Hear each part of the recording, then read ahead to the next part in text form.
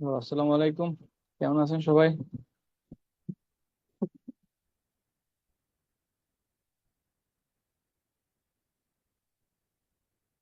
তোমার কি 108 নম্বর ব্যাচ না? কাউকে চিনে চিনি মনে হচ্ছে না। হ্যালো। আসসালামু আলাইকুম ভাইয়া। আসলে আপনার কথা অনেক আস্তে শুনতে পাচ্ছি। আমার কথা কি লাউড এন্ড ক্লিয়ার শোনা যাচ্ছে? জি ভাইয়া। জি ভাই, আপনার কথা পরিষ্কার আছে সাদত ভাইয়া। এটা কি 108 ভাই? রায়হান ভাই? জি ভাই, এটা 108 নম্বর ব্যাচ এমবিএ।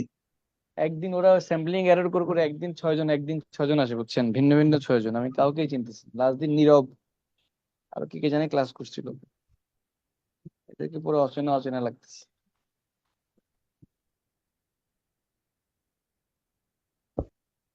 আচ্ছা, আমরা হচ্ছে লাস্ট দিন লেকচার 8 দেখছিলাম, হ্যাঁ। এটির কিছু অংশ বাকি ছিল। তো ওই অংশটা আজকে আমরা দেখবো, প্লাস লেকচার 9 এর শুরুর দিকে কিছু কনসেপ্ট আলোচনা করবো, ঠিক আছে? মূলত লেকচার 9 এর ইউনিটারি মেথড টপিকটা আলোচনা করবো। ওকে,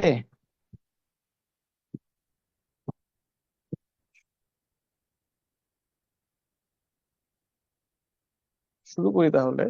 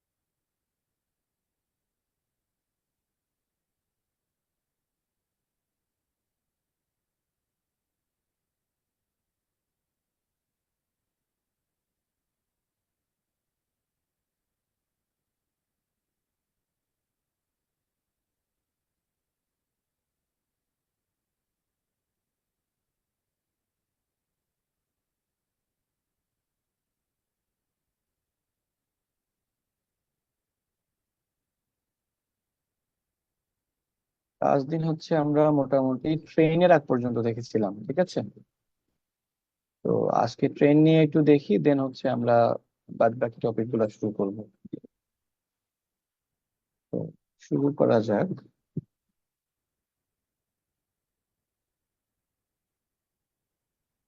তো ট্রেনের ক্ষেত্রে যেটা হয় যে ট্রেনের যে একটা ট্রেন আরেকটা ট্রেনকে ক্রস করে যাচ্ছে, এই টাইপের প্রবলেম গুলা আসে, ফ্রিকুয়েন্টলি আসে। এবং এগুলো আমরা একটু প্রপারলি অ্যাসেস করতে পারি না, বা প্রপারলি অ্যাপ্রোচ করতে পারি না, দেখা যায় ভুল করে ফেলি। তো এগুলো একটু দেখতে পারি আমরা। ধরেন একটা ট্রেন, সে এই একটা ট্রেন একটা ল্যাম্প পোস্ট ধরলাম, এই যে একটা ল্যাম্প পোস্ট,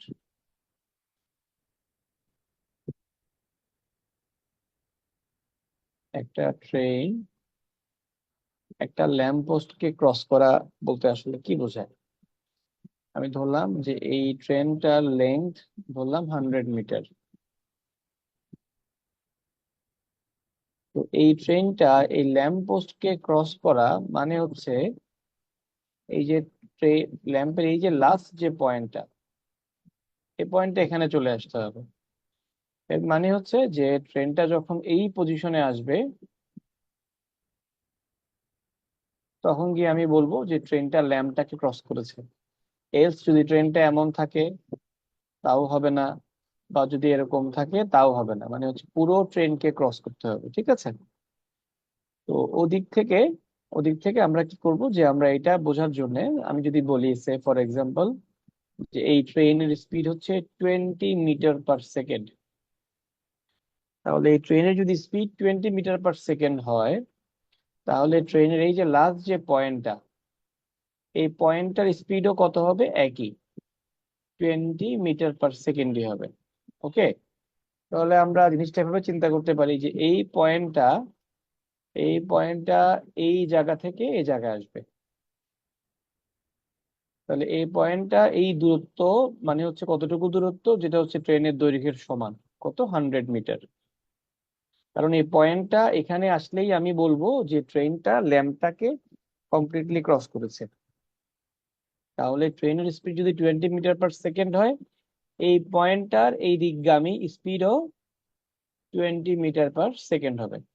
তাহলে 20 মিটার পার সেকেন্ডে এই পয়েন্টটার এখান থেকে এখানে আসতে কতক্ষণ সময় লাগবে? তো আমরা জানি যে টি সমান সমান S/V, 100 মিটার/20, মানে হচ্ছে ইন 5 সেকেন্ড এই ট্রেনটা একটা ল্যাম্পকে ক্রস করবে। ঠিক আছে, সেম থিং যদি আমরা বলি এখন যে ল্যাম্প না হয়ে বললাম একটা প্ল্যাটফর্ম, সে এই একটা ট্রেন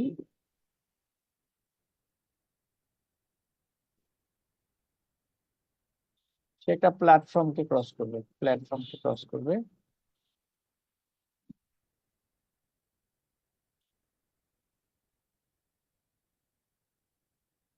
এই একটা প্ল্যাটফর্মকে ক্রস করবে, ঠিক আছে।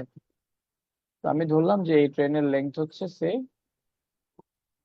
100 মিটার। এখন এটা প্ল্যাটফর্মকে ক্রস করা মানে হচ্ছে কি? একটা প্ল্যাটফর্মকে ক্রস করা মানে হচ্ছে ট্রেনের এই যে লাস্ট যে পয়েন্টটা, এই পয়েন্টটা এই জায়গায় আসতে হবে, এই জায়গায় আসতে হবে, ঠিক আছে। ধরলাম এই যে প্ল্যাটফর্মের লেন্থ হচ্ছে ধরলাম 100 মিটার।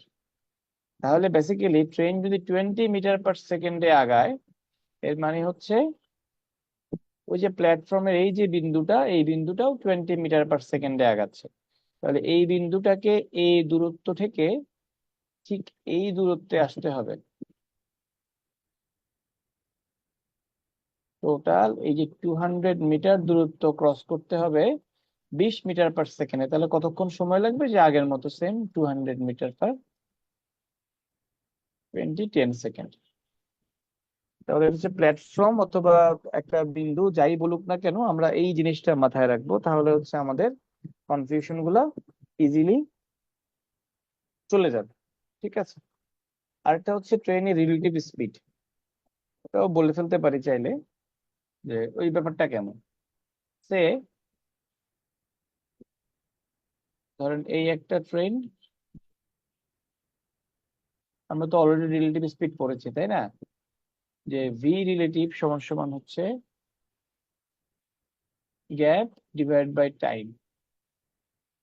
রিলেটিভ স্পিড হচ্ছে কি, যদি দুইটা বস্তু অপোজিট দিক থেকে আসে তাহলে রিলেটিভ স্পিড হবে ওই দুইটা বস্তুর স্পিডের যোগফল। আর যদি একই দিকে যায় তাহলে হচ্ছে ওদের বিয়োগফল। আর এই গ্যাপ বলতে বোঝায় যে যে সময় থেকেই দুইটা বস্তু মুভ করা শুরু করেছে ওই সময়ের কতক্ষণ পরে এই গ্যাপটা সে কাভার করবে। ঠিক আছে, এটা হচ্ছে জি। আর টাইম হচ্ছে ওটা কাভার করতে তার কতক্ষণ সময় লাগবে। ঠিক আছে, সো ধরলাম এটা হচ্ছে আমাদের ওই ট্রেনটা, ধরলাম যে এই ট্রেনের লেন্থ হচ্ছে 100 মিটার। 100 মিটার। তো এই ট্রেনটা যদি 20 মিটার/সেকেন্ডে আগায়, মানে আগাচ্ছে, ধরলাম এখানে একটা মানুষ, সেও এদিকে মুভ করতেছে। হ্যাঁ, আপনাকে বললো যে ট্রেনটা একটা মানুষ থেকে সরেনসে ফর এক্সাম্পল 300 মিটার দূরে আছে, তাহলে এদের মধ্যবর্তী গ্যাপ হচ্ছে 300 মিটার। তো আমরা তো দেখছিলাম যে যদি দাঁড়ায় থাকতো তাহলে একটা আলাপ ছিল, দাঁড়ায় থাকলে কি হইতো, দাঁড়ায় থাকলে হচ্ছে যে এই যে এই পয়েন্টটা ক্রস করলে হইতো, কিন্তু এখন তো আর দাঁড়ায় নাই। এখন হচ্ছে যে এই মানুষটাও এদিকে আগাচ্ছে, ট্রেনটাও এদিকে আগাচ্ছে। তাহলে ট্রেনের স্পিড যেহেতু 20 মিটার/সেকেন্ড, তাহলে এই যে বিন্দুটা, এই বিন্দুটার স্পিডও 20 মিটার/সেকেন্ড। আর ধরলাম যে এই পাশ থেকে এই এই মানুষটা আগাচ্ছে ধরেন ফর এক্সাম্পল 5 মিটার/সেকেন্ড। তাহলে এই দুইটা মুভিং বডি, যে আমরা রিলেটিভ স্পিড যেরকম পড়ছিলাম, এটা একটা মুভিং বডি, এটা একটা মুভিং বডি। এই দুইটা মুভিং বডির মাঝখানে আমার গ্যাপ কত? গ্যাপ হচ্ছে যে ট্রেনের লেন্থ 100 প্লাস সে কতটুকু দূরে আছে 300। আর যেহেতু অপোজিট দিক থেকে আসছে, রিলেটিভ স্পিড হচ্ছে 25। তো 400/25, সো 4 4 16 ইন 16 সেকেন্ড তারা একে অপরকে ক্রস করে যাবে। ঠিক আছে, তো আর যদি একই দিকে যেত, ধরেন যে ফর এক্সাম্পল সেম জিনিস, সেম কেস, আমি বললাম যে মানুষটা এখন ট্রেনকে থেকে ভয়ে এদিকে দৌড়াচ্ছে। তার স্পিড 5 মিটার/সেকেন্ড। সো তখনও তাদের বেসিক্যালি এই মানুষটাকে, এই ট্রেনটা ক্রস করা মানে হচ্ছে ট্রেনের লাস্ট বিন্দুটা এই মানুষকে ক্রস করে যেতে হবে। তাহলে কম্পিটিশনটা হবে মূলত ট্রেনের শেষ বগির লাস্ট পয়েন্টের সাথে মানুষের পয়েন্ট, ঠিক আছে? তো এখানে ভি রিলেটিভ কত হবে, যে ট্রেন প্রতি সেকেন্ডে 20 মিটার করে গ্যাপ কমাচ্ছে, আর সে প্রতি সেকেন্ডে 15 করে বাড়াচ্ছে, বা একই দিকে যাচ্ছে। 20 - 5,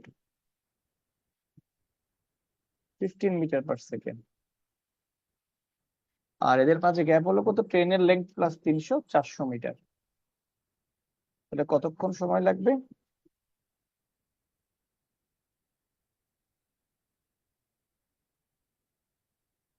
30, ওই তো 26 পয়েন্ট সামথিং সেকেন্ড বা 27 সেকেন্ডের মতো লাগবে আর কি, ঠিক আছে? এখন যদি হয় ট্রেন ভার্সেস ট্রেন, ওটা আমরা একটু পরেই আসছি। ট্রেন ভার্সেস ট্রেনটা পরে আসছি, আমরা এই ম্যাথটা দেখি। ভালো ম্যাথ। কি বলা আছে? বলা আছে হচ্ছে two fast and slow train, একটা ফাস্ট একটা স্লো, আর going from city A to city B at the same time. City A থেকে সিটি বি এর দিকে একটা ফাস্ট ট্রেন যাচ্ছে, একটা স্লো ট্রেন যাচ্ছে। বললাম এটা হচ্ছে এ, এটা হচ্ছে বি। তো কি বললো, যে when the first train has covered 2/3 of the distance, the slow train is 180 kilometre from B। মানে হচ্ছে ট্রেন ধরলাম 1 এবং 2, দুইটা ট্রেনই এখান থেকে যাচ্ছে। এদিকে হচ্ছে ফার্স্ট ট্রেনটা, আর এটা ধরলাম স্লো ট্রেনটা, হ্যাঁ। তো প্রথমটাতে বললো যে যে সময়ে ফার্স্ট ট্রেনটা টোটাল ডিস্টেন্সের 3/2 অংশ দূরত্ব কভার করে, ওই সময়ে স্লো ট্রেনটা সিটি বি থেকে 180 কিলোমিটার দূরে থাকে। তো ধরলাম যে এই যে পুরো দূরত্ব, এটাকে আমরা এক্স ধরতে পারি। তাহলে স্লো ট্রেনটা ধরলাম যে এখানে আসে, মানে হচ্ছে সে বি থেকে 180 কিলোমিটার দূরে থাকে। এর মানে সে কাভার করে কত, সে কাভার করে হচ্ছে x - 180। তাহলে time taken by first train equals to time taken by slow train, কারণ একই সময়ে বলা আছে। তো টি সমান সমান আমরা কি জানি, সময় সমান সমান হচ্ছে দূরত্ব বাই বেগ। তাহলে যে সময়ে ফার্স্ট ট্রেনটা টোটাল যে দূরত্ব তার 3/2 অংশ কাভার করে s/v, vf স্পিডে, ওই সময়ে স্লো ট্রেনটা 180 কিলোমিটার দূরে থাকে। এর মানে হচ্ছে সে x - 180 কাভার করে, vs একটা ইকুয়েশন। সিমিলারলি আবার বলা আছে যে সময়ে ফার্স্ট ট্রেনটা বি তে পৌঁছায় যায়, মানে পুরো এক্স দূরত্ব কাভার করে, ওই সময়ে স্লো ট্রেনটা টোটাল দূরত্বের বা টোটাল ডিস্টেন্সের এ থেকে বি থেকে যে ডিস্টেন্স তার 7/6 পোর্শন কাভার করে। তাহলে এখানে বলতে পারি টিএফ প্রাইম সমান হচ্ছে যে যে সময়ে ফার্স্ট ট্রেনটা পুরো এক্স কাভার করে, ভিএফ স্পিড, এফ তো তার কনস্ট্যান্ট, স্পিড তো কনস্ট্যান্ট, ওই সময়ে সে হচ্ছে এক্স এর 6/7 কাভার করে ভিএস স্পিডে। তো এক্ষেত্রে যেহেতু এক্স কে একবার 3 দিয়ে ভাগ করা লাগবে বা 7 দিয়ে ভাগ করা লাগবে, তাহলে 3 × 7 হচ্ছে 21। তাহলে টোটাল দূরত্বকে আমি এক্স না ধরে 21 ধরতে পারি আমার ক্যালকুলেশনের সুবিধার জন্য, হ্যাঁ। তাহলে এখানে হয়ে যাবে 21x, এখানে হয়ে যাবে 21x, এখানে 21, এখানে 21। তাহলে হচ্ছে 3×7 = 21। এটাকে আমরা লিখতে পারি এভাবে যে vs ভাই vf, 21x - 180, আর 3 দিয়ে আসবে 7, 7×2 = 14x। এটা একটা ইকুয়েশন। এখান থেকেও সেম আসবে আরেকটা, vs/vf, 7 দিয়ে দিলে 3, 3 দিলে 7।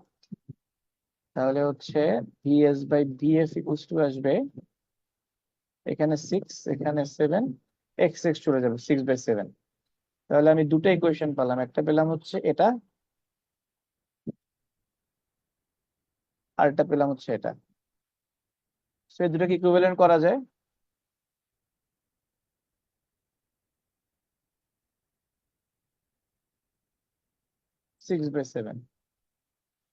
7 into 21x minus 7 into 180, 6 into 7 দিয়ে কাটাকাটি করলে আবার 2 হয়ে যায়, ছোট করে ফেলি না, 2x। তাহলে এটা থাকবে কত, 21x minus 180 equals to 12x। তাহলে আর 9x equals to হচ্ছে 180, x equals to 20। কিন্তু আমি তো ডিস্টেন্স হচ্ছিলাম 21x, 21 into 20 equals to 420। তাহলে সিটি এ এবং সিটি বি এর ডিস্টেন্স হচ্ছে 420। অঙ্কটা যদিও ট্রেন দিয়ে দেয়া, বাট এটা একটা টাইমের স্পিডের ম্যাথ। আপনারা কি বুঝতে পেরেছেন ম্যাথটা, একটু বলেন তো। জি ভাইয়া।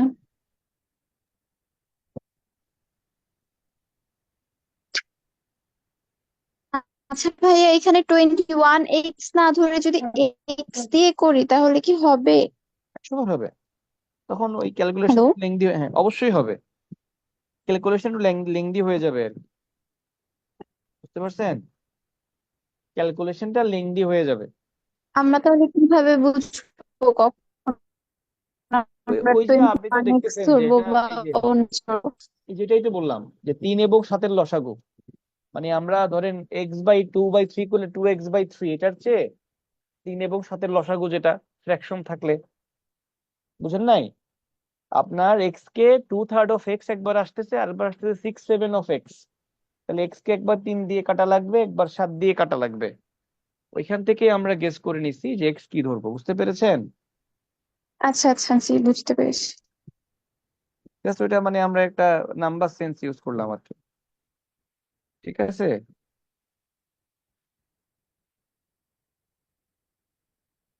আচ্ছা, জি।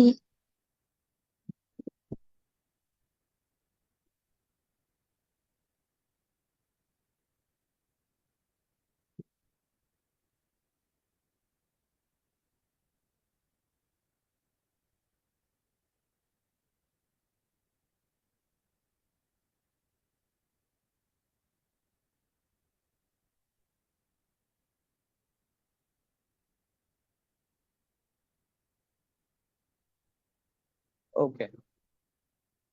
দেন হচ্ছে relative speed. Already relative speed আমরা একটু আগে দেখেছিলাম যে একটা ট্রেন আর একটা একটা মানুষ দৌড়াচ্ছে বা হাঁটছে, ওদের মধ্যে রিলেটিভ স্পিডটা কেমন। তো আরেকটা হতে পারে যে দুটা ট্রেন যদি মুভিং হয়, ওটা কেমন হতে পারে। হ্যাঁ, ধরেন সে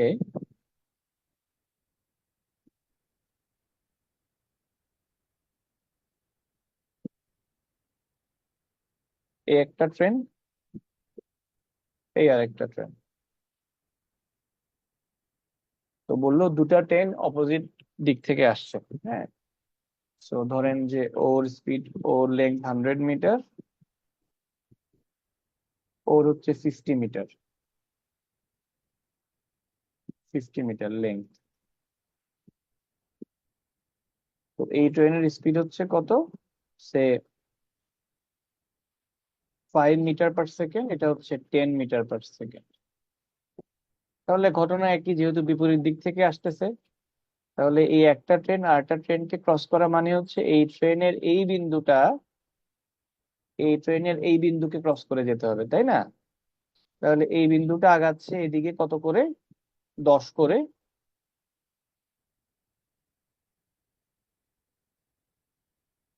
আর এই পয়েন্টটা আগাচ্ছে এদিকে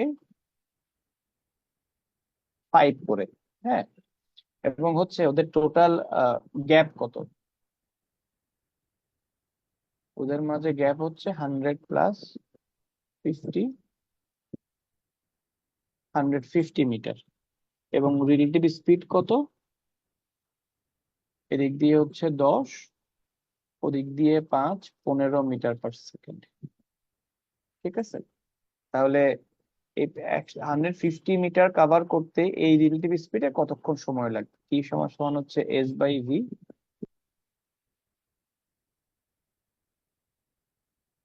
10 সেকেন্ড, উইদিন 10 সেকেন্ড এই যে 150 মিটার দূরত্ব কাভার করে যাবে।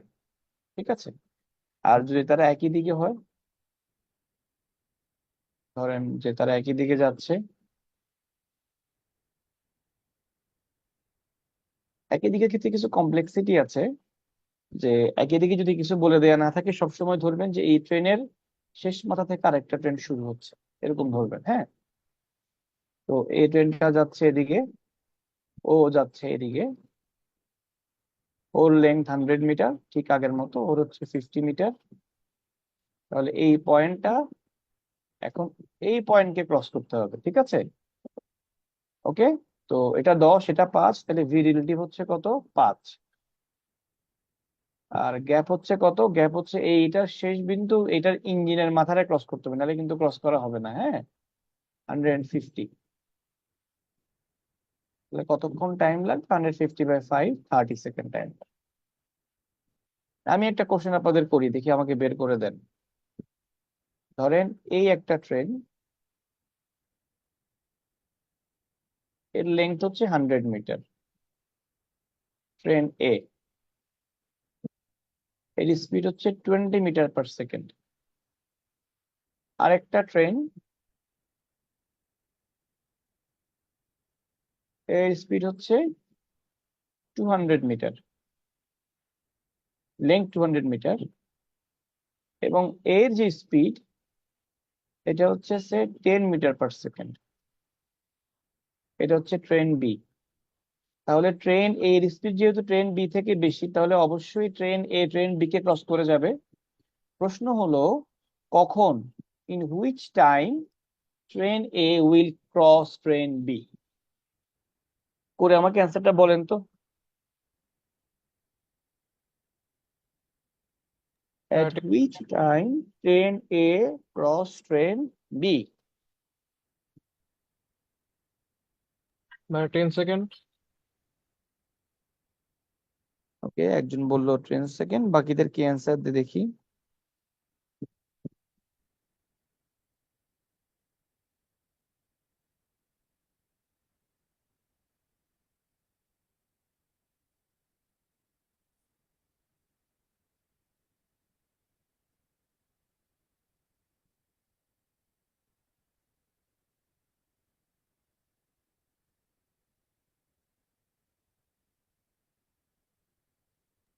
সরি ভাই, 20 সেকেন্ড। বাকিরা কি করে দেখি, লেটস সি।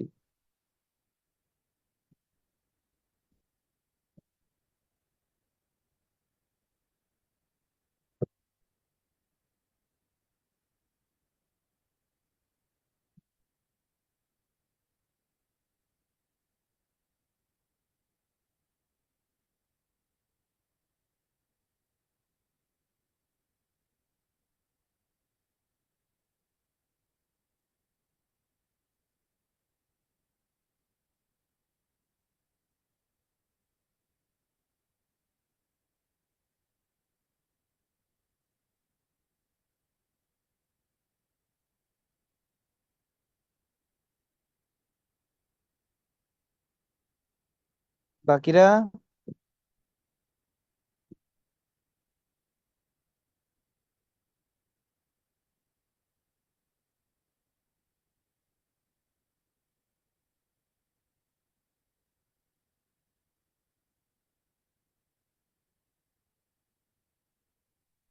আচ্ছা, এখানে হচ্ছে, এখানে আমাদের বুঝতে হবে যে এই ট্রেনটা এই ট্রেনকে ক্রস করা মানে কি। এই ট্রেনটা ট্রেন বি কে ক্রস করা মানে হচ্ছে এই ট্রেনের এই বিন্দুটা এই বিন্দুকে ক্রস করে যেতে হবে, কারণ দুটো একই দিকে যাচ্ছে, ও এদিকে যাচ্ছে, ও এইদিকে যাচ্ছে। তাহলে অ্যাকচুয়ালি এই দুটো পয়েন্টের মাঝখানে গ্যাপ কত বলেন তো? 200 মিটার। 200। এবং রিলেটিভ স্পিড কত? ও যাচ্ছে 20 আর ও যাচ্ছে 10 করে। ও যাচ্ছে এই পয়েন্টটা আগাচ্ছে এদিকে 10 করে, আর এই পয়েন্টটা আগাচ্ছে এদিকে 20 করে। তাহলে ভি রিলেটিভ হচ্ছে 10 মিটার/সেকেন্ড। তাহলে কতক্ষণ লাগবে? 200/10, 20 সেকেন্ড। আশা করি বুঝতে পেরেছেন। তাহলে আমরা ট্রেনগুলোর পজিশনটাও কনসিডার করতে হবে যখনই আমরা দেখবো যে কার পরে কে ক্রস করছে বা কি হচ্ছে, ঠিক আছে? এটা একটু আমাদের কনসিডার করতে হবে। তাহলে আমরা এখন প্রবলেমে চলে যাই, একটু স্লাইডটা লোড হোক।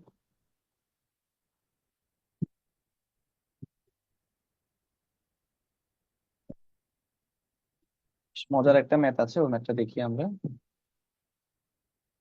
Yes, this one. এটা হচ্ছে আমার ইনটেকে আসছিল আইবিএ তে।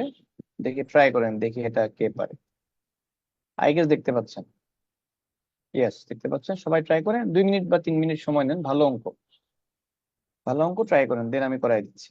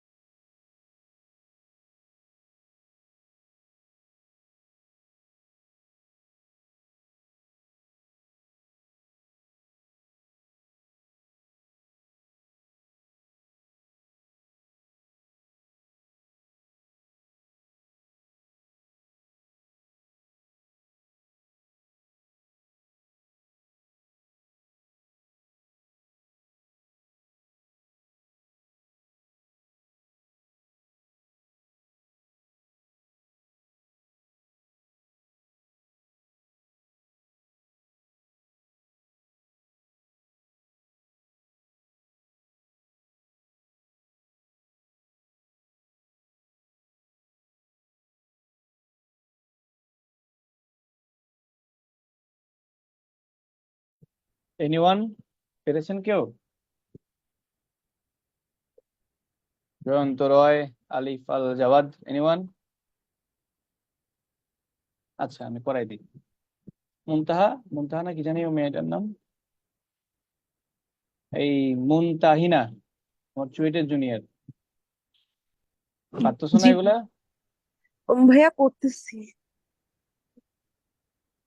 আচ্ছা, ঠিক আছে। তো এখানে যেটা হচ্ছে বলা আছে, train Karnaphuli starts from Chittagong at 6 a.m.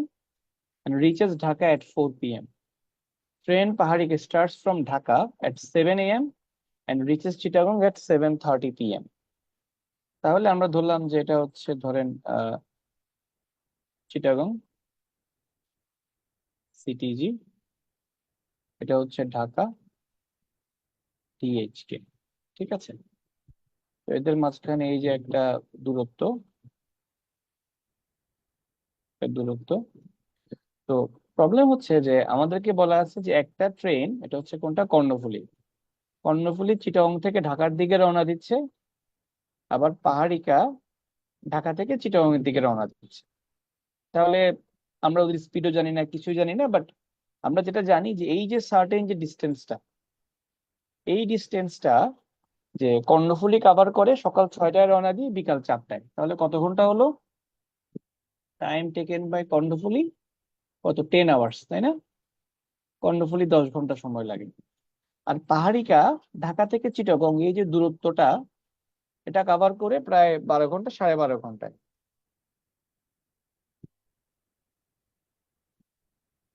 12.5 hours. ওদের সময়টা জানি, কিন্তু আমরা এটা জানি যে এই 12.5 ঘন্টায় পাহাড়িকার যে দূরত্ব কভার করে, 10 ঘন্টায় কর্ণফুলী একই দূরত্ব কভার করে, তাই না? তো ডিস্টেন্সটা চাইলে আমি ধরতে পারি। তো ডিস্টেন্স ধরলাম যে আমি এক্স ধরতে পারতাম, কিন্তু এক্স না ধরে যদি 10 এবং 12.5 দিয়ে ভাগ যেমন সংখ্যা ধরা যায়, সে ধরেন 100কে দুইটা সংখ্যা দিয়ে ভাগ যায়, 100 এক্স ধরি, তাহলে আমি কিন্তু একটা ভ্যালোসিটি, রিলেটিভ ভ্যালোসিটি বের করতে পারি, তাই না? যেহেতু দুইজনই সেম ডিস্টেন্স কভার করবে। তাহলে এই 100 এক্স দূরত্ব কর্ণফুলী কভার করে হচ্ছে 10 ঘন্টায়। তাহলে কর্ণফুলীর বেগ কত হবে? 100x/10, 10x কিলোমিটার/আওয়ার। আর পাহাড়িকা হচ্ছে এই 100x দূরত্ব কভার করে হচ্ছে 12.5 ঘন্টায়। তাহলে তার স্পিড কত হবে?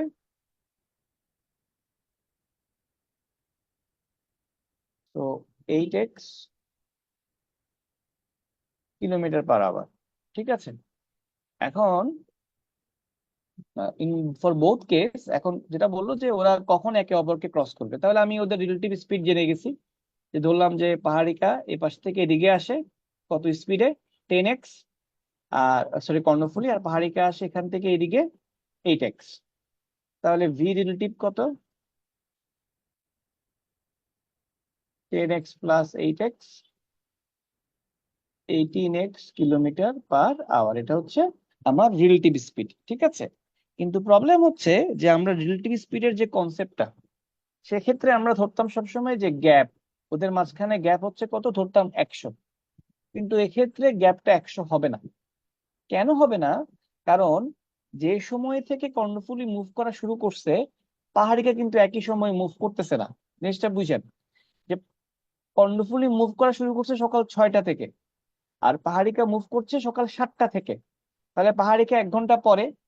তাহলে আমার দুটাকে একই টাইম লাইনে নিয়ে যেতে হবে, হয় পাহাড়িকাকে 1 ঘন্টা পেছনে নিতে হবে, অথবা কর্ণফুলীকে 1 ঘন্টা আগায় নিতে হবে। তাহলে বেসিক্যালি আমার জন্য কর্ণফুলী 1 ঘন্টা সামনে নিয়ে যাওয়া সেফ। এর মানে হচ্ছে যখন সকাল 6টা, ভাই এটা তখন ওদের বুঝলাম। কি বুঝেন নাই বলেন? এই আমার 1 ঘন্টা যে আগে পিছিয়ে নিচ্ছে এটা। হ্যাঁ বলতেছি, দেখেন, মানে আমাদের তো ভি রিলেটিভ স্পিডটার কনসেপ্টটা কি, যে এই যে ধরেন আমরা যেতক্ষণ দেখছিলাম ভি রিলেটিভ স্পিডটা, এটাতে আমরা কি বুঝতাম যে এই যে সময়টা 10 সেকেন্ড, এই 10 সেকেন্ড ইন্টারপ্রিটেশন কি ছিল? যে সময় মানে ওরা দুইজনই যদি মুভ করে তখন 10 সেকেন্ড লাগবে, তাই না? কিন্তু এখানে হ্যাঁ দেখেন ভাই, আমি তো সময়টা বের করবো, বাট 6টা বাজে তো দুইজন মুভ করতেছে না। দুইজনে মুভ করতেছে কয়টা থেকে বলেন তো? 7টা বাজে 2জন মুভ করতেছে। 7টা থেকে। তাহলে আমাকে দুইজনকে 7টা বাজে, মানে আমার গ্যাপটা যদি আমি 100x ধরি, এটা তো সকাল 6টা বাজের গ্যাপ, কিন্তু সকাল 7টা বাজে গ্যাপ কি 100x? না। 7টা বাজে কর্ণফুলী একটু আগে যাবে না, কারণ ও তো মুভ করতেছিল, পাহাড়িকা তো এখানে বসেছিল, তাই না? বুঝতেছেন কিনা? জি ভাই। যখন 6টা বাজে তখন কর্ণফুলীও এখানে, পাহাড়িকা এখানে, কিন্তু যখন 7টা বাজে তখন পাহাড়িকা কিন্তু এই জায়গায়, যখন সে স্টার্ট করবে কর্ণফুলী কিন্তু এই জায়গায় বসে নাই, সে একটু আগে যাবে না, কারণ ও তো 1 ঘন্টা আগে রওনা দিছে। কথাটা বুঝতে হ্যাঁ পারছেন? ভাই, জি ভাই বুঝতে তাহলে এক পারছি। ঘন্টা সে কতটুকু আগাবে বলেন তো? ওই যে 1 ঘন্টা 10 কিলোমিটার, 10x কিলোমিটার যায়, তাহলে 1 ঘন্টা সে 10x কিলোমিটার আগায় যাবে। যার কারণে সকাল 7টা বাজে আমার গ্যাপ কত হবে বলেন তো? 90 90x। 90, এটা হচ্ছে আমার অ্যাকচুয়াল গ্যাপ। এখন আমি হিসাবটা বুঝতে পারবো যে সকাল 7টা পরবর্তী, এই যে 7টা পরবর্তী যদি দুইটা ট্রেন মুভ করে অপোজিট দিক থেকে, দুইজন প্রতি ঘন্টায় 18x কিলোমিটার তার রিলেটিভ স্পিডের, মানে কি যে প্রতি ঘন্টায় দুইজনে 18x করে ডিস্টেন্সটা কমায়, তাই না? যে 7টা থেকে ও আগাচ্ছে এদিকে কত? 10, আর ও আগাচ্ছে কত? 8। তাহলে দুইজনে 18 করে করে কমাচ্ছে, তাই না? তাহলে কতক্ষণ সময় লাগবে? 90x ডিভাইড বাই 18x, কাটাকাটি করলে 5 আওয়ার্স। তাহলে ইন 5 আওয়ার্স তারা একটা একটাকে ক্রস করে যাবে। তাহলে আমাকে বলছে কয়টায় ক্রস করবে, তাহলে এই 5 ঘন্টা পরে ক্রস করবে। তাহলে এই 5 ঘন্টা কি সকাল 7টার সাথে যোগ হবে, নাকি 6টার সাথে যোগ হবে বলেন তো? 6টার সাথে? 7টার সাথে। আর 7টার সাথে অবশ্যই 7টার সাথে যোগ 7টার হবে, সাথে হবে কারণ না? আমার কোশ্চেনটা ছিল যে সময় থেকে দুইজন মুভ করবে তার 5 ঘন্টা পরে, তাই না? তাহলে তাদের টাইমটা হবে কত? 7 + 5, সো 12। 12 AM না PM? PM। PM। অনেক সময় অঙ্কে AM PM দিয়ে দেয়া থাকে, বলাবেন তাড়াহুড়ো করে AM দাগাই দেয়, এগুলো করতে যাবেন না আবার, ঠিক আছে? আই গেস অঙ্কটা বুঝতে পারছেন, খুব ইন্টারেস্টিং একটা ম্যাথ। সেম একটা ম্যাথ আছে, এটা দেখি, এটা করেন তো।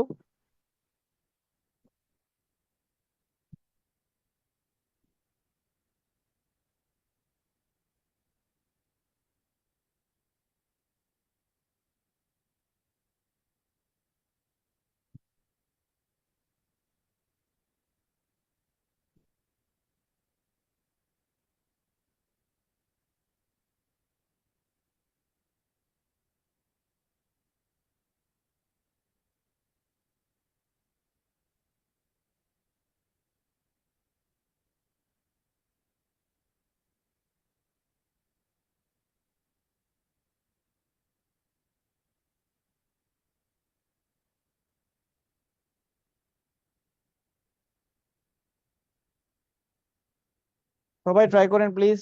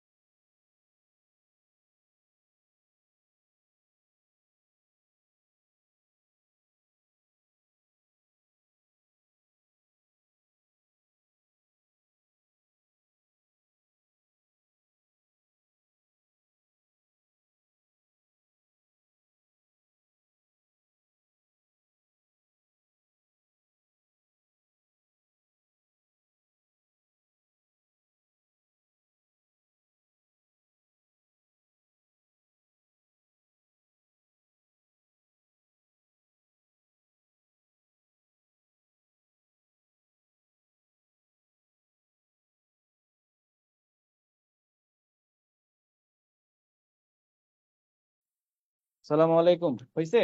একজন হয়েছে 10, কে যেন অ্যান্সারটা দিল দেখি তো। Sabrina, thank you. বাকিরা এই যে জাওয়াদ আর জয়ন্ত রয় পারলেন না? একই তো, একই টাইপের ম্যাথ না? হ্যাঁ, কথা বলি, আমরা কথা না বলি বুঝবো কেমনে যে আপনি কোথায় প্রবলেম ফেস করতেছেন? এইদের হচ্ছে আপনি পারছেন, রেসপন্স করতেছেন না, হচ্ছে না পারলে আমাকে বলেন আর কি। আচ্ছা, হ্যাঁ, আটকে আছে ভাইয়া। ঠিক আছে, তাহলে দেখি আমরা কোথায় আটকে আছি। হ্যাঁ, তো পি এবং কিউ দুইটা স্টেশন 110 কিলোমিটার দূরে। তো একটা ট্রেন হচ্ছে পি থেকে শুরু করছে সকাল 7টায় কিউ এর দিকে, তার স্পিড 20 কিলোমিটার পার আওয়ার। আর একটা ট্রেন সকাল 8টায় থেকে সে পি এর দিকে রওনা দিছে। তাহলে একটা হচ্ছে কিউ থেকে পি এর দিকে রওনা দিছে 25 কিলোমিটার পার আওয়ার স্পিডে। হ্যাঁ, আর এটা হচ্ছে পি থেকে কিউ এর দিকে কত স্পিডে বলেন? 20 কিলোমিটার পার আওয়ার স্পিডে। তো এই ট্রেনটা রওনা দিয়েছে সকাল 7টা বাজে। 7টা বাজে ওদের মাঝখানে গ্যাপ ছিল কত বলেন তো ভাইয়া? কত ছিল? 110। 110। কিন্তু 7টা বাজে তো দুইটা ট্রেন মুভ করতেছিল না, একটু আগে আমরা যেটা শিখছি, আমরা রিলেটিভ স্পিডের ফর্মুলা যদি অ্যাপ্লাই করতে চাই দুইটাকে একই টাইম লাইনে নিয়ে যাওয়া লাগবে, তাই না? তাহলে 8টা বাজে দুইটা ট্রেন মুভ করতেছিল। তাহলে 8টা বাজে ওদের মাঝখানে গ্যাপ কত?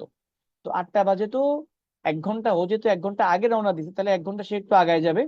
একটু আগায় গেল, 1 ঘন্টা সে কত আগাবে? 20 আগাবে, তাই না? তাহলে যখন 8 AM, তখন একটা ট্রেন এই জায়গায় আর একটা ট্রেন হচ্ছে এই জায়গায়, রাইট? তাহলে এদের মাঝখানে গ্যাপ কত বলেন? 90। 110 - 20, 90 কিলোমিটার। তাহলে এখন আমাদের সুন্দর যে গ্যাপ হচ্ছে 90 জি, ভি রিলেটিভ হচ্ছে কত? এটা এদিক থেকে যাচ্ছে হচ্ছে 20 করে, ওটা 25 করে, তাহলে হচ্ছে 45।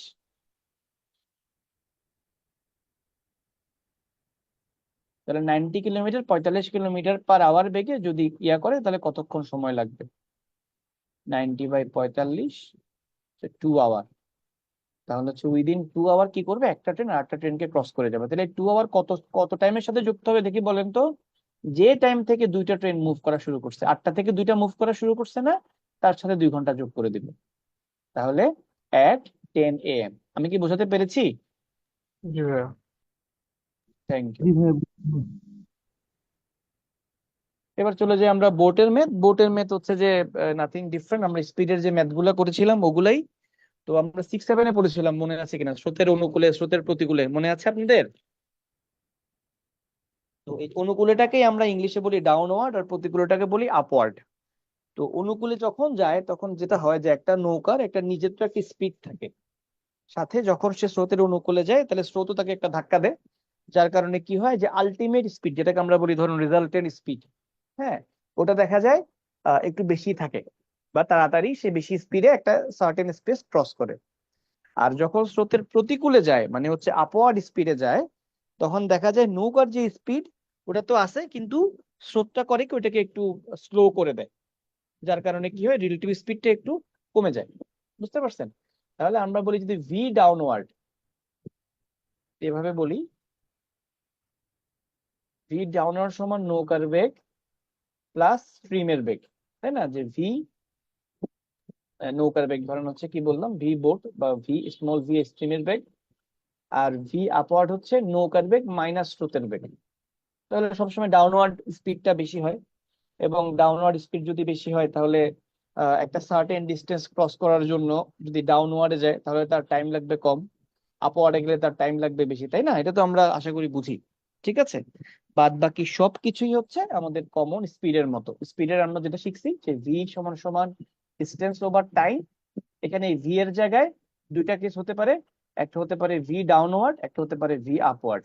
আর এই ডিস্টেন্সটা হয়ে যায় হচ্ছে নৌকার দুই পাড়ের দূরত্ব, বা একটা সার্টেন দূরত্ব, বা একটা পার থেকে আরেকটা পার, বা one shoot to another shoot, এরকম। ঠিক আছে, আর এই টাইমটা হবে, ইট কুড বি ডাউনওয়ার্ডের টাইম, যে স্রোতের প্রতিকূলে গেলে কতক্ষণ সময় লাগে, স্রোতের অনুকূলে গেলে কতক্ষণ সময় লাগে, এবং আপওয়ার্ড টাইম স্রোতের প্রতিকূলে গেলে কতক্ষণ সময় লাগে।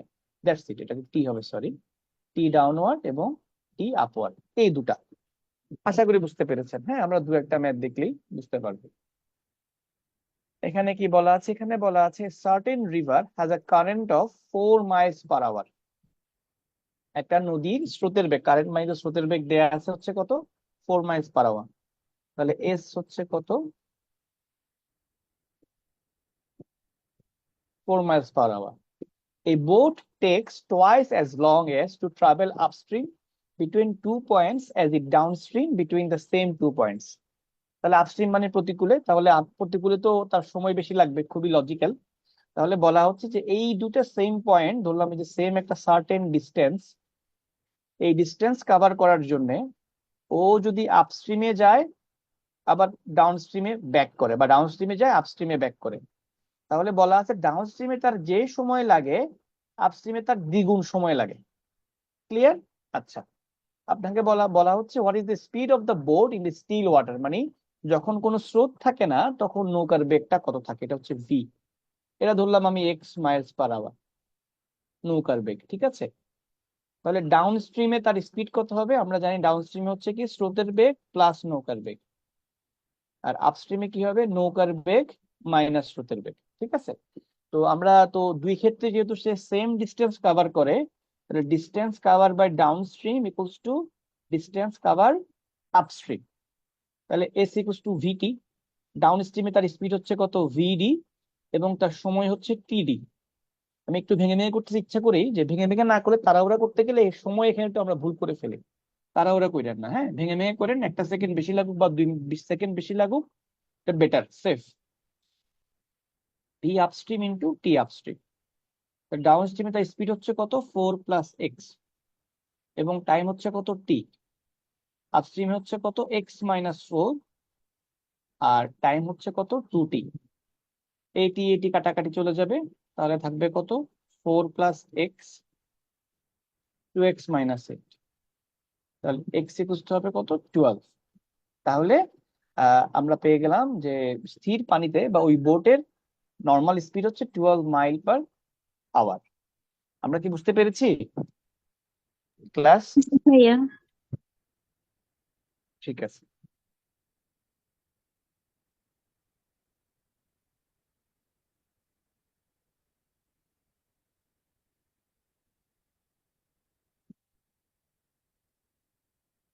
বোটের আমি আর ম্যাথ রাখিনি, আমার কাছে মনে হয় এগুলাই আমাদের জন্য enough. So lecture 8 I guess আমরা এখানে শেষ করতে পারি।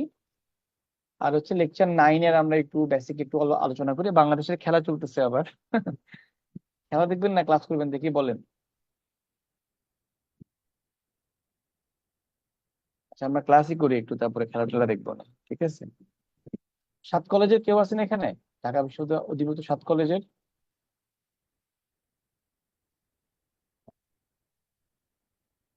আচ্ছা, একটু সময় দেন, লেকচার 9টা অন করি। সো লেকচার 8টা কিন্তু খুবই খুবই important lecture. So I have told many a Times. তো একটু কেয়ারফুল থাকেন, লেকচার গুলা ভালো করে শেষ করেন, ঠিক আছে। আগেও বলেছি এখনো বলছি বারবার করে যে খুব ভালো করে শেষ করুন, লেকচার 8টা খুব ইম্পর্টেন্ট। এটা একটু ইয়া করে দেই, লেকচার 8 হচ্ছে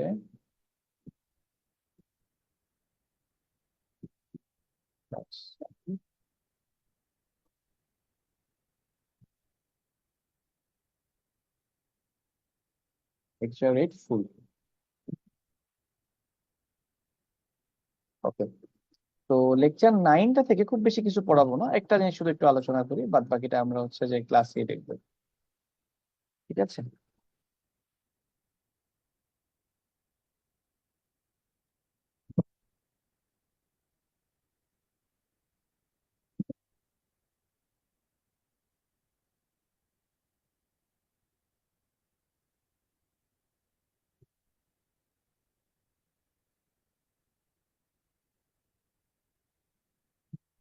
দেখতে পাচ্ছেন আশা করি।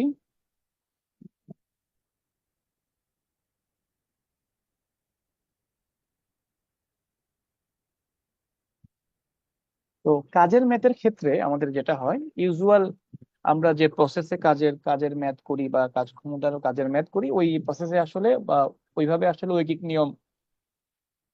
নিয়মটা বা ইউনিটারি মেথডটা আসলে ওইভাবে খাটে না, একটু ডিফারেন্টলি এখানে কাজ করে আর কি। হ্যাঁ, যেমন ধরেন আমরা কি বলতাম আগে, সে যে 5 জন মানুষ একটা কাজ করে একদিনে, তাহলে একজন মানুষ একটা কাজ করবে তার চেয়ে আরো কম দিনে, 1/5 দিনে, তাই না? রাইট? এটাই করতাম না আমরা? তো এই নিয়মে জানি যে এক থাকলে এখানে ভাগ হয়ে যায়, কিন্তু এটা এখানে রং। এটা বেসিক্যালি এরকম, খালি আপনি দেখেই মুখস্থ ভাগ করে দিবেন, ব্যাপারটা এরকম না। ব্যাপারটা হচ্ছে আপনাকে লজিক্যালি সেন্স করতে হবে যে 5 জন মানুষের যদি একটা কাজ করতে একদিন লাগে, তাহলে যখন ওই সেম পরিমাণ কাজ, একই ভলিউমের কাজ যখন একজন করবে, তখন তাহলে তার আরো বেশি দিন লাগবে, তাই না? নাকি সে কম দিনে করে ফেলতে পারবে? অবশ্যই বেশি দিন লাগবে। অবশ্যই বেশি দিন লাগবে। তখন আমরা করবো 5 into 1। তাহলে এখানে যেটা হবে যে আমরা এই যে ওয়ার্ক এন্ড রেটের যে ইউনিটারি মেথডের ম্যাথ গুলা, এগুলোর ক্ষেত্রে আমি যেটা বলতে চাচ্ছি আর কি, যে আমরা র্যান্ডমলি খালি এক থাকলেই ভাগ করে দিব ওই আলাপে যাব না। রেদার আমরা একটু লজিক্যালি রিজনিং করার চেষ্টা করব যে হ্যাঁ এটা আসলে লজিক্যালি সেন্স করে কিনা, হ্যাঁ ওটা একটু আমরা মাথা খাটানোর চেষ্টা করব। ওইটাই আমাদের আসলে এখানে ডিজায়ার্ড আর কি, বা ওইটাই আমাদের প্রয়োজন, যে আহ, আমরা লজিক্যালি এটা ডিফেন্ড করতে পারছি কিনা। তো এটা একটু আমাদের মাথায় রাখতে হবে, এটা একটু different.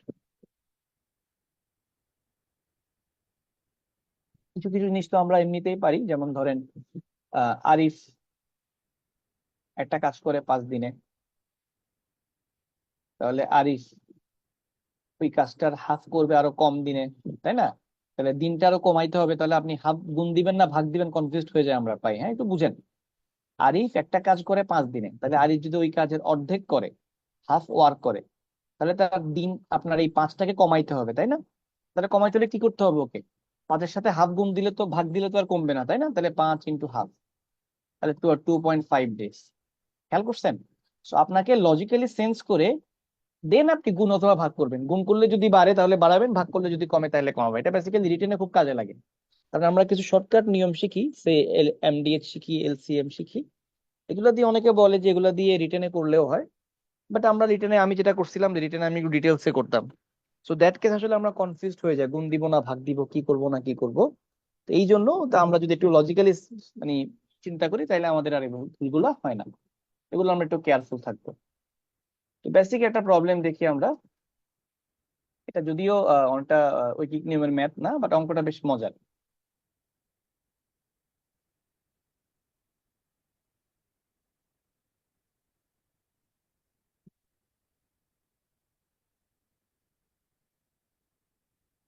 Nine, so 108.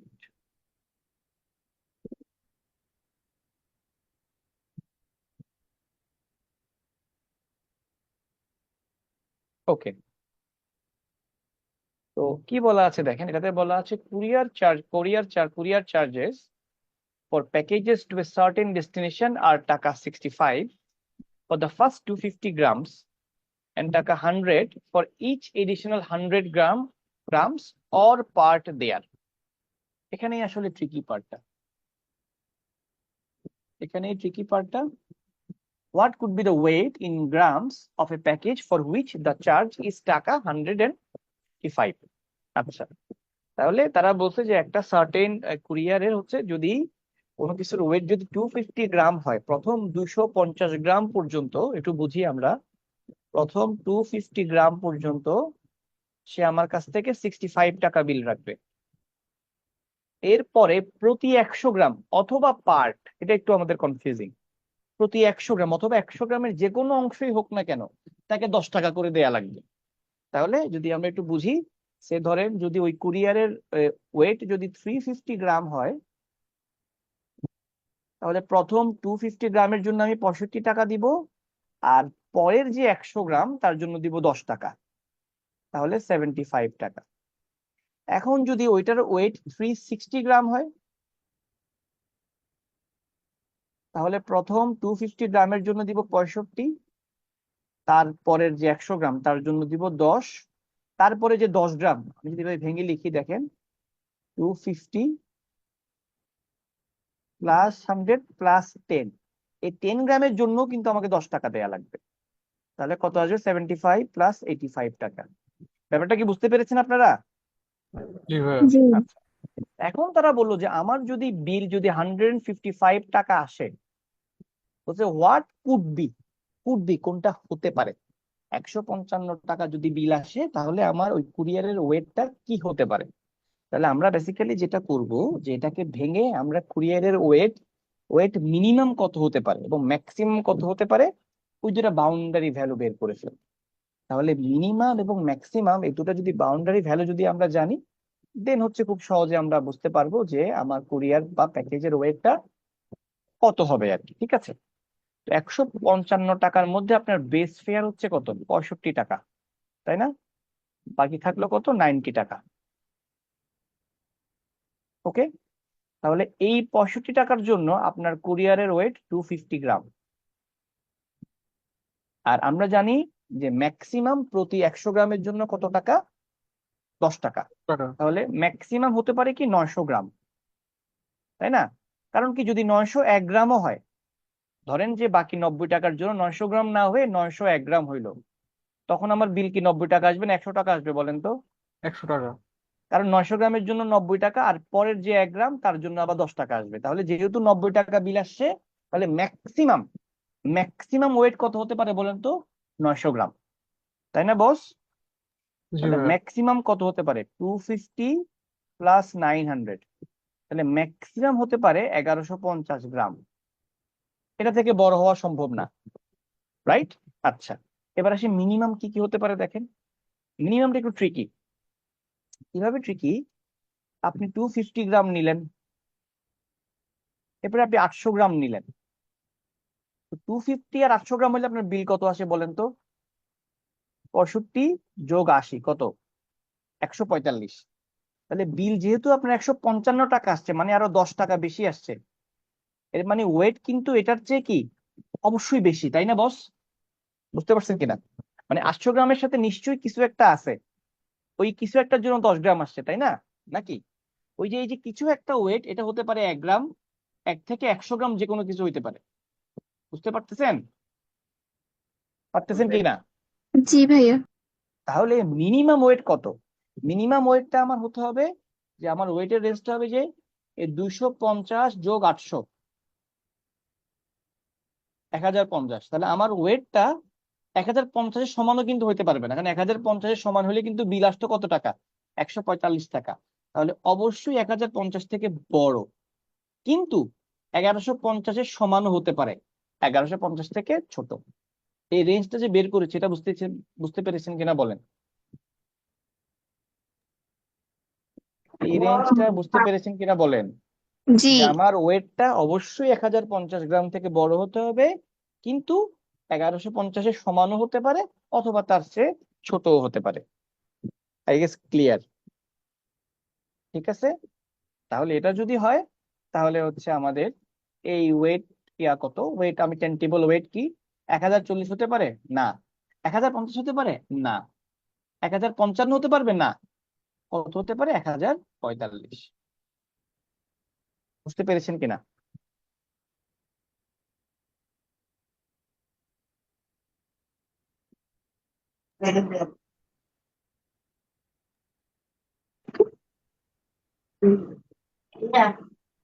I guess clear সবাই? জি ভাইয়া। আচ্ছা, তাহলে এটা একটা ভালো ম্যাথ ছিল, জিমেট থেকে নেয়া এই ম্যাথটা। আই গেস বুঝতে পেরেছেন। এই ম্যাথটা অনেকগুলো চাকরির পরীক্ষা এসছে, হ্যাঁ, অনেকগুলো চাকরির পরীক্ষা এসছে।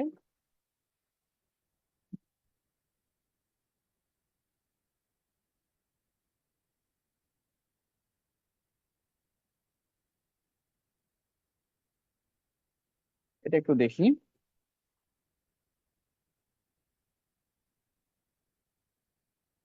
এখানে বলা আছে teacher has 3 hours to grade all the papers submitted by 35 students in her class। তাহলে তার কাছে তার হাতে সময়, টোটাল টাইম দেয়া আছে হচ্ছে 3 hours, বা হচ্ছে 180 মিনিট। কয়টা পেপারস আছে তার কাছে? 35 papers. She gets through 5 papers in 30 minutes. In first 30 minutes সে 5টা পেপার দেখে ফেলছে। তাহলে এখন সে বুঝছে যে 30 মিনিটে যদি 5টা খাতা যেহেতু দেখছে, তাহলে তার কারেন্ট রেট কত? আরসি বা কারেন্ট রেট হচ্ছে, আমরা জানি যে রেট মানে কি, যে প্রতি মিনিটে কয়টা খাতা দেখে, তাই না? তাহলে মিনিটটা হবে নিচে, উপরে থাকবে খাতা।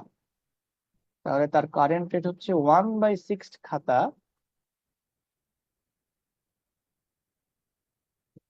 Per minute. এখন তার কাছে হাতে আর কতক্ষণ সময় আছে? 180 মিনিট থেকে 30 মিনিট শেষ, তাহলে তার হাতে রিমেইনিং টাইম আছে কত? 150 মিনিট।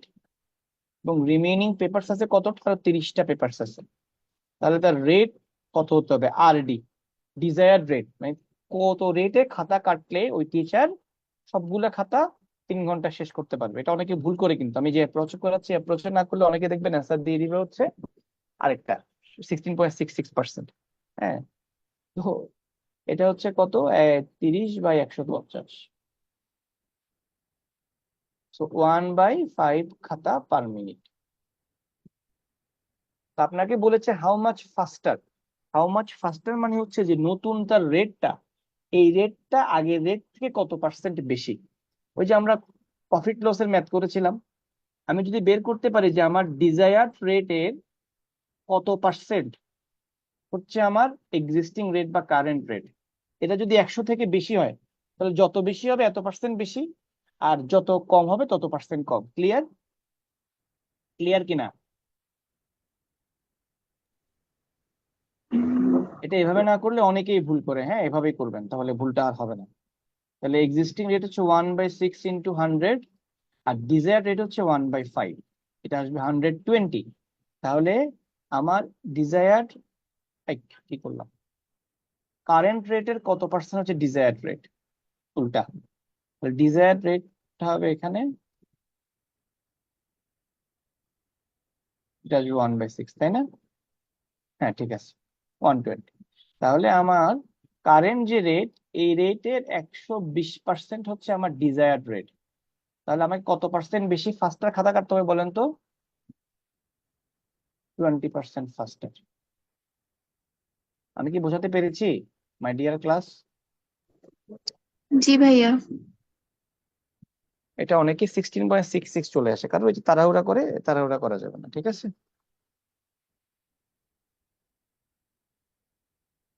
আচ্ছা,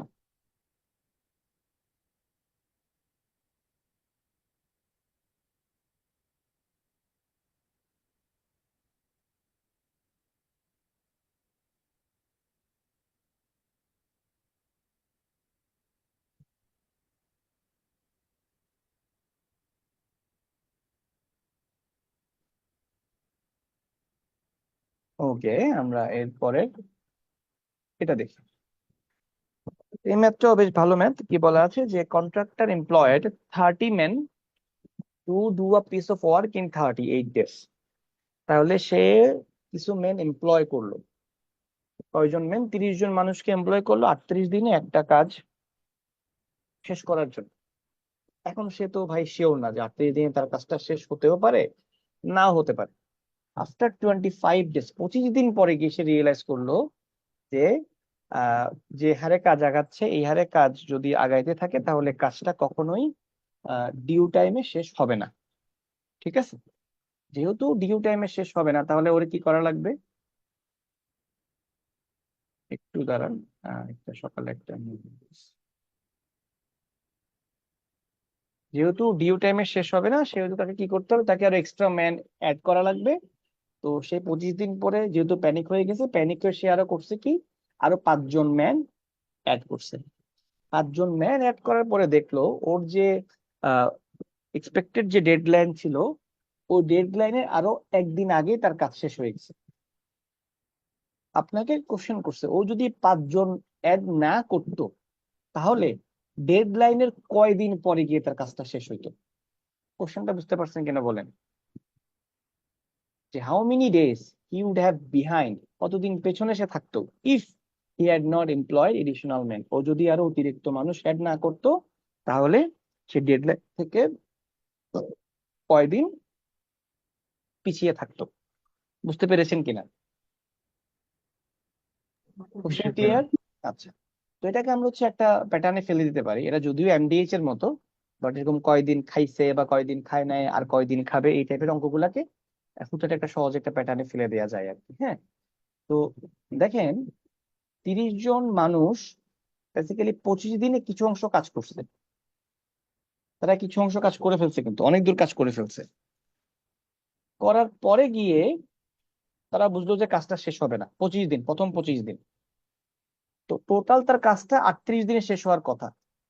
তো আফটার 25 ডেজ তার হাতে আর কয়দিন আছে? 13 ডেজ, তাই না? তাহলে 13 দিনের মধ্যে কাজ শেষ করার জন্য সে আরো 5 জন ম্যান এমপ্লয় করলো। তাহলে 25 দিন পরে গিয়ে তার ম্যান পাওয়ার হয়ে গেল কত? 30 + 5 35 জন, তাই না? এই 35 জন যখন কাজ করা শুরু করলো আফটার 25 ডেজ, তারা তাদের ডেডলাইনের একদিন আগে কাজ শেষ করে ফেললো। তাহলে এই 30 জন মানুষ 25 দিনে যে কাজটা করলো, ওই কাজ করার পরে বাকি যে কাজটা, ওই কাজটা 35 জন মানুষ কয় দিনে করছে বলেন তো? 12 দিনে। 12 দিন। ওই যে 13 দিন থেকে একদিন কম, 12 দিনে সম্পূর্ণ একটা কাজ শেষ করছে, রাইট? এখন ওই সম্পূর্ণ একটা কাজ যদি 30 জন করতে থাকতো একদম শুরু থেকে, তাহলে ওদের কত দিন লাগতো? ধরলাম তাদের X দিন লাগতো। ব্যাপারটা সহজ না? মানে দুই পাশটা তাহলে সমান হয়ে গেল না? বুঝতে পেরেছেন কিনা? হুম, আচ্ছা, আই গেস বুঝতে পেরেছেন। তাহলে জি ভাইয়া। এর পাশে থাকে হচ্ছে 30 × 25, 35 × 12, 30 × X। সিম্পলিফাই করলে পাবো আমরা এক্স এর মান 39। তাহলে এক্স এর মান 39 ডেজ। এর মানে হচ্ছে কি, আমি যদি ওই 5 জন এমপ্লয় না করতাম, তাহলে আমি শিডিউল থেকে কতদিন পেছায় থাকতাম বলেন তো? একদিন। একদিন।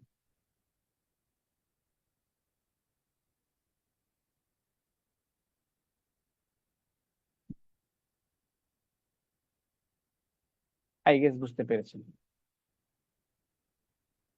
ঠিক আছে, ইউনিটারি মেথডের আর দু একটা ম্যাথ আমি একটু দেখাই দিয়ে শেষ করে দিচ্ছি, বেশিক্ষণ রাখবো না আজকে, যেহেতু এক্সট্রা ক্লাসের মতো।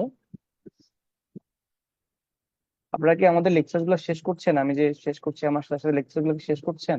অনেক একটা ফিডব্যাক দিবেন যে হ্যাঁ ভাইয়া করছি বা করছি না। শেষ জি করছেন? ভাইয়া করছি। করে ফেলেন, হ্যাঁ প্লিজ করে ফেলেন। মানে I don't want you guys to see suffer. শেষ করে ফেলেন, দেখবেন এটা লং টার্ম আপনাকে বেশ ভালো একটা হেল্প করবে। মানে রিলাই করতে পারেন যে হ্যাঁ ভাই একটা কথা বলছে যে হেল্প করবে, মানে করবে, এখানে কোনো ভাওতাবাজি নাই আর কি, বুঝছেন তো? ঠিক আছে, একটু করেন, বেশ হেল্প করবে আপনাকে। কারণ এগুলো শেষ করা হয় না, মানে পড়া জমে থাকে জমে থাকে জমে থাকে, ওই পড়া আর আগায় না। বুঝতে পারছেন?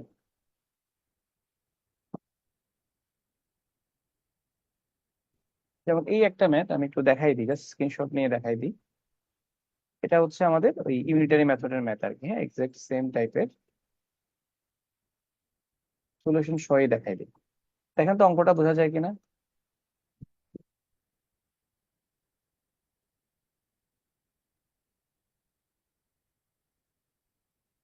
Please have a look and give me a review যে আপনি বুঝতে পারছেন কিনা, প্লিজ। জি ভাইয়া দেখা যাচ্ছে।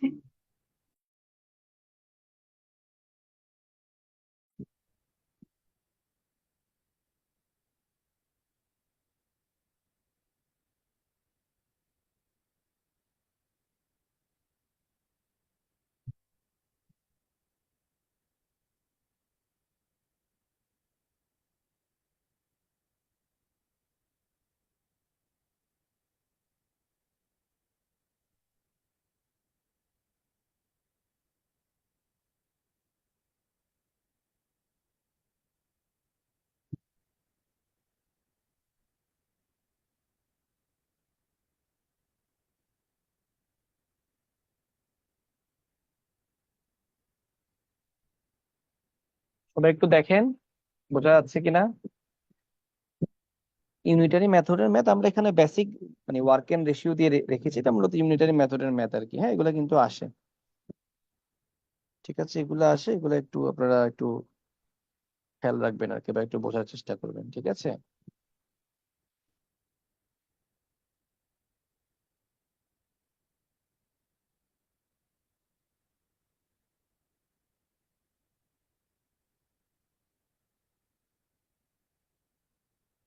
ক্লিয়ার? বুঝতে পেরেছেন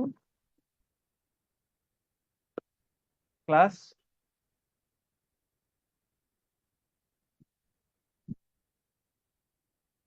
ওকে। ওকে, আরেকটা দেখাই ইন্টারিম মেথডে। এগুলো আপনাদের লেকচার শিটে নাই আর কি, হ্যাঁ, এগুলো একটু এক্সট্রা। এই ম্যাথটা প্রায় আসে, হ্যাঁ, এটাও প্রায় আসে। এটা ধরেন আমি একটু নিচের দিকে দিয়ে দিই।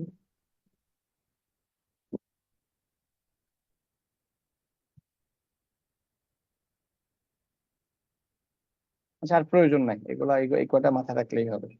তাহলে বাকি থাকলো এলসিএম আর এমডিএ, যেগুলো আমরা নেক্সট ক্লাসে করব। ঠিক আছে, ওকে ক্লাস। ওকে। ওকে, আমরা তাহলে নেক্সট ক্লাসে বাকি প্রবলেম গুলো দেখবো, প্যারা নাই। এটা আমি এখানে এটা শেয়ার না করে লেকচার এইটা দিয়ে দিই। নেক্সট ক্লাস আপনাদের ঈদের আগে ক্লাস হবে। আজকে হচ্ছে কি বার? আজকে সোমবার না? ঈদের আগে, আচ্ছা আমার মনে হয় ক্লাস রাখি রে, আমি তো বুধবারে ফ্রি নাই, বৃহস্পতিবারে তো নাই। আচ্ছা তাহলে নেক্সট উইকে অথবা ঈদের পরে আর কি, ঠিক আছে। টিল দেন যেগুলা শেষ করালাম ওগুলো একটু ভালো করে পড়েন, ঠিক আছে। আর কারো কোনো কোয়ারি থাকলে বলেন please, if you have any.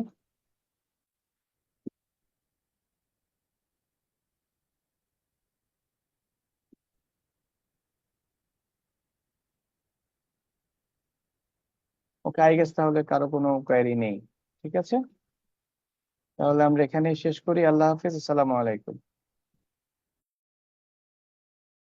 আসসালামু আলাইকুম ভাইয়া।